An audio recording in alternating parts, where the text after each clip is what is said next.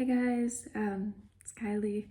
I'm gonna do a little get ready with me vlog to go to the game, except I'm not going to the game because they gave me an upper level ticket and I'm really sad, so I'm boycotting.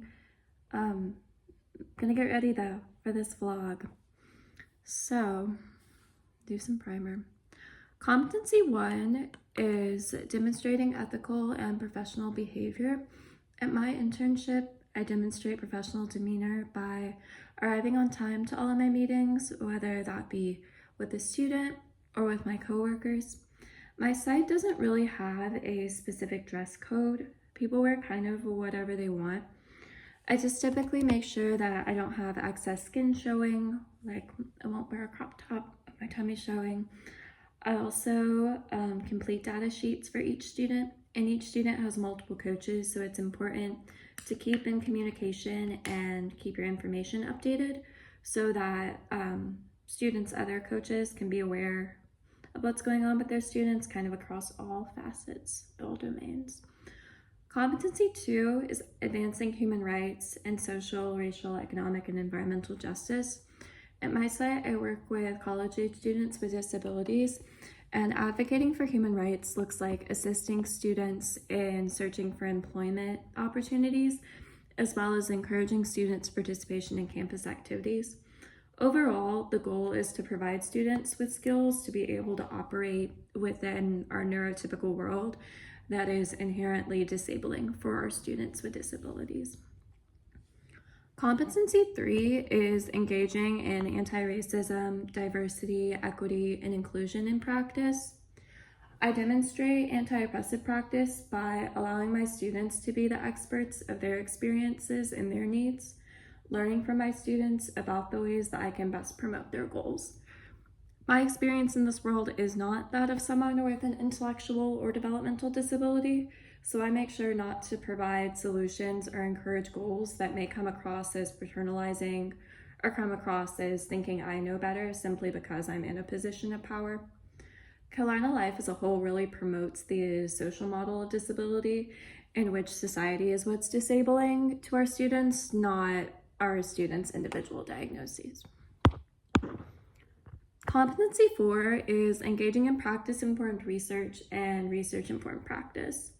I, at the moment, do more macro or micro work, but my field instructor sends us research articles informing practice with our students, and we get to discuss that in our supervision sessions. My field instructor is also a researcher, and she devotes a lot of her time to researching with our population, so her research informs the practice model that we use here at Carolina Life. Competency 5 is engaging in policy practice. As I just mentioned, my field is more micro-based, but I still must have an understanding of policy that affects my students. For example, I've become increasingly aware of the ADA, Americans with Disabilities Act, and also how many businesses and places on campus actually violate the ADA. It's also interesting as while there are federal employment protections for people with disabilities, these protections appear to only do so much to protect our students' right to employment. Just finishing this up. Next. Competency 6 is engaging with individuals, families, groups, organizations, and communities. When interacting with students, whether that be in employment sessions, personal development sessions, or the class ITA, I use empathy and interpersonal skills to connect and build rapport with students.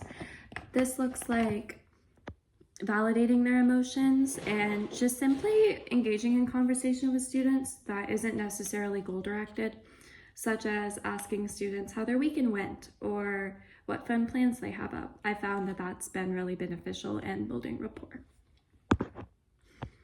Sorry, I'm trying to open this.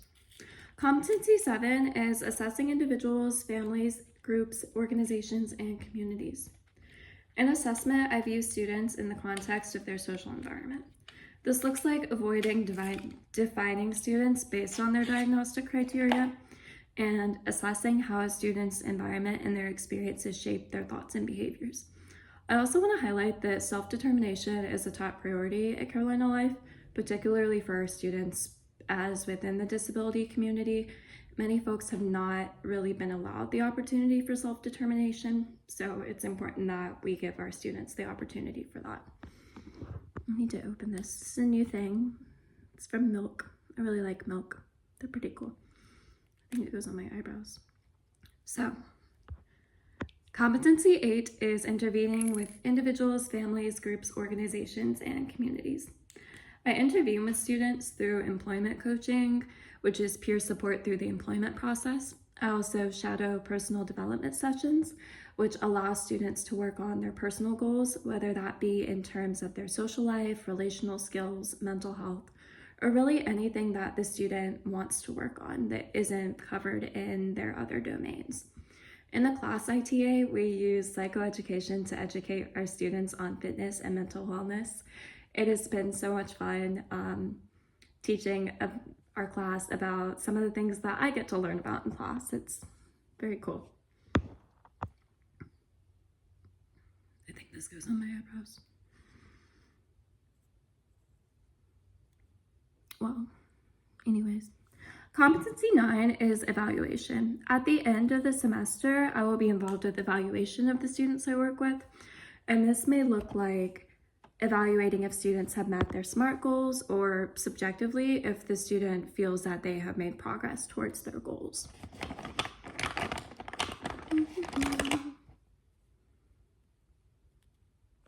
I'm back. I hope this will let me edit it and put in the video segment that I just stopped. Competency 10 is last competency, promoting and engaging in self-care. To care for myself, I journal, meditate, I do yoga, and I use techniques like emotion wheels to identify and understand my emotions, and also particularly how they show up in practice.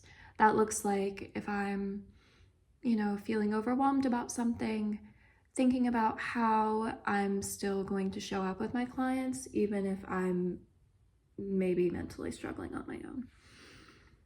I also have been able to share with the class that ITA self-care techniques, and I get to promote self-care through example, which is pretty cool.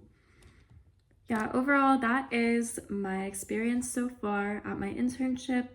It's been awesome. All my students are very cool, and I'm really happy that I get to be a part of a community that promotes a social model of disability and highlights the structural issues that are present all throughout our society and our communities.